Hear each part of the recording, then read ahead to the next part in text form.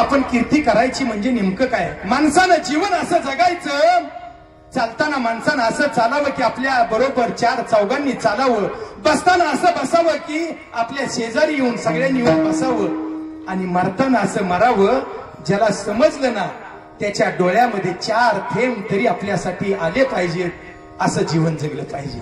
आणि असे जीवन जगले आपले काका. म्हणजे ज्याला समजलं त्यांच्या डोळ्यामध्ये अश्रू आल्याशिवाय राहणार नाही. असा एक महात्मा आपल्या विश्वामध्ये, आपल्या जगामध्ये, देशामध्ये म्हणत नाही, अख्ख्या विश्वामध्ये एक माऊली आपले होऊन गेले. असा महात्मा होऊन गेला. त्या महात्म्यासाठी आपला तालुका नाही राहिला, आपला जिल्हाच नाही राहिला, आपलं महाराष्ट्र नाही राहिलं, आपला देश नाही राहिला, जग नाही रडलं, अख्खं विश्व रडत होतं, अख्खं विश्व रडत होतं. आणि ज्यांचा समाधी सोहळा झाला ना आता आळंदीला, ते माऊली. ज्यावेळी माऊली समाधी घ्यायला निघाले, माऊली समाधी घ्यायला जात असताना सगळ्यांच्या कानावरती ही बातमी कळाली. आणि बातमी कळाल्याबरोबर सगळ्यांच्या डोळ्यातून अश्रू व्हायला लागले. कारण माऊलींचं वय होतं फक्त 22 वर्ष. 22 वर्षाचा मुलगा समाधी घेतोय. अहो सगळे रडत होते, यात विशेष नाही. एखाद्या गुरुसाठी शिष्य रडल, अजिबात विशेष नाही. पण शिष्यासाठी गुरु रडतोय. विश्वाचा तो गुरु स्वामी निवृत्ती दातारू, म्हणजे या विश्वाचा गुरु असणारे निवृत्ती दाता रडायला लागले. आदिशक्ती मुक्ताबाईनं रडावं, सोपान देवानं रडावं. सोपान मुक्ताबाई चांदी ती शरीर,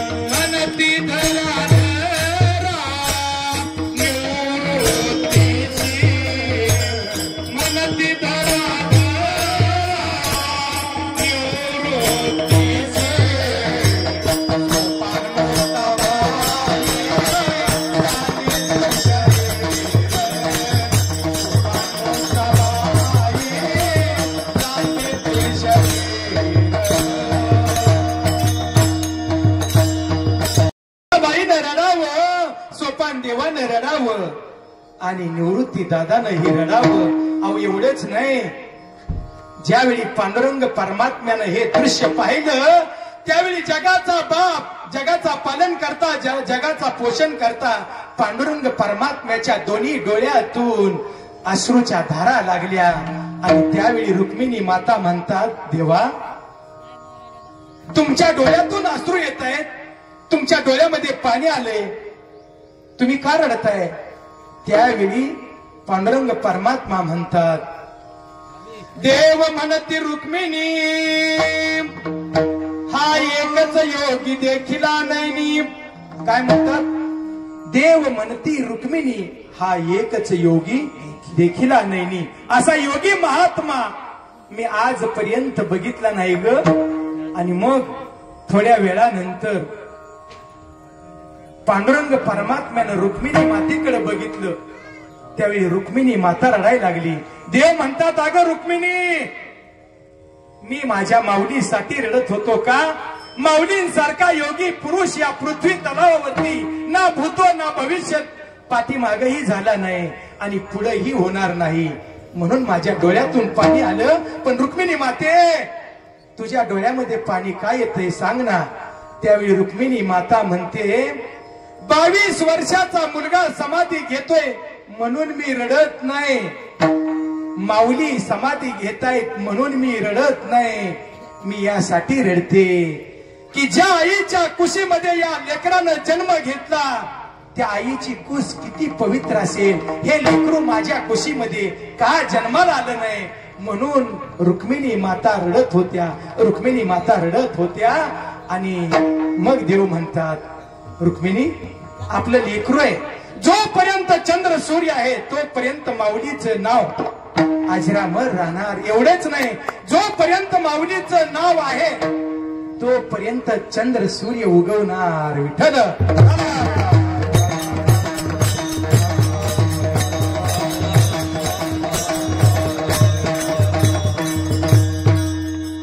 म्हणजे मगाशी मी सांगत होतो, आपल्याला ज्या दिवशी जायचे त्या दिवशी जावं लागतं. जगणं मरणं कुणाच्या हातामध्ये नाही. एकदा काय झालं, पाव आला, पाटे पाटे उठला, पाव घ्या पाव असं म्हणत म्हणत निघालं. पाव विकायला निघाला आणि पाव घ्या म्हणत असताना लेकरांना सांगितलं, बाबा आमची सहल जाणार आहे, आम्हाला सहलीला जायचंय, आम्हाला पैसे पाहिजेत. बाबांना सांगितलं, काळजी करू नका, हे पाव विकून आलो की मी तुम्हाला सहलीला पैसे देतो. पण एवढ्यामध्ये एक बांबावलेलं गिरायक होतं.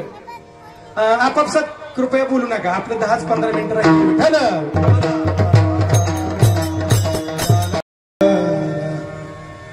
पाववाल्याला काय सांगितलं, आम्हाला सहलीला जायचे, पैसे घेऊन या. पण एक बांबवलेलं गिरायक असं होतं, गच्चीवरती झोपलं होतं. आणि आता सध्या माणसं बांबवलेत कशाने घरात बसली, बापल्याक असू द्या, आई मुलगी असू द्या, चौघ संघ बसू द्या, चौघाच्या हातात मोबाईल, खेळत बसायचं. व्हॉट्सअप, फेसबुक, चॅटिंग करायचं, गेम खेळायची, कोण कोणाशी बोलत नाही, संवाद माणसांचा संपत गेला. हे असं बांबवलेलं होतं गिरायक. आणि मग त्यांनी विचार केला की आपण निवांत आराममध्ये झोपलोय. पण तोपर्यंत दुसरंच गिरायक असं आलं, मोबाईल बघत बघत आलं, आपल्या बरोबर घराची बेल वाजवली. घरामध्ये जी महिला होती ती पण मोबाईलवरच खेळत बसली होती. बेल वाजल्याबरोबर दरवाजा उघडला, दरवाजा उघडल्याबरोबर हे महाशय जाऊन कोच वरती बसले, आराम मध्ये बसले. तिने बी आपलं गेम खेळत खेळत गेली, पाणी दिलं, पाणी आणलं, पाणी दिलं, याची व्हॉट्सअप चालू, यांचं फेसबुक सुरू. तोपर्यंत ओरिजिनल घराचा मालक आला, तो पण आला व्हॉट्सअप बघत बघतच. आल्याबरोबर त्यांनी बेल वाजवली, बेल वाजवल्या बरोबर दरवाजा उघडला, दरवाजा उघडल्या बरोबर आत, जय हरी महाराज तुम्ही, मी मोबाईल बघत बघत दुसऱ्याच्याच घरात आलो. अरे दुसऱ्याच नाही, हे तुझं घर आहे, हे दुसरा माणूस तिसऱ्याच्या घराचा आहे. विठ्ठल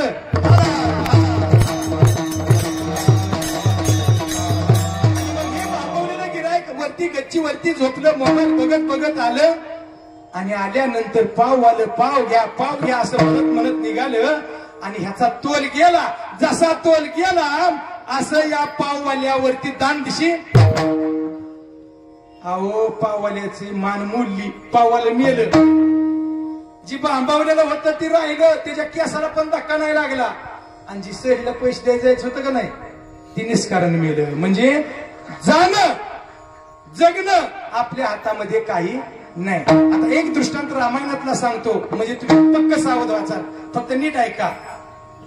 ज्यावेळी प्रभू रामचंद्र सीतामाई वनवासामध्ये होते, वनवासामध्ये असताना नाशिक जिल्ह्यामध्ये त्यांचा प्रवास सुरू होता. जंगलामध्ये राहायचे, कोणत्याही गावात जात नव्हते.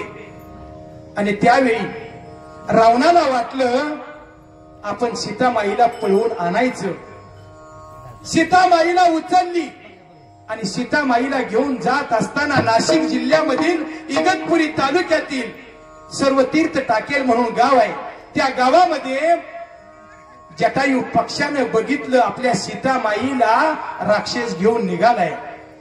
जटायू पक्षाच्या डोळ्याला हे चित्र बरोबर दिसलं नाही. जटायू पक्षानं रावणावरती हल्ला केला आणि रावणाबरोबर युद्ध करायला सुरुवात केली. रावणाचं आणि दोघांचं युद्ध सुरू झालं. रावणाच्या लक्षात आलं जटायू पक्षी आता आपल्याला खेचत नाही, आपल्याला मारल्याशिवाय राहणार नाही.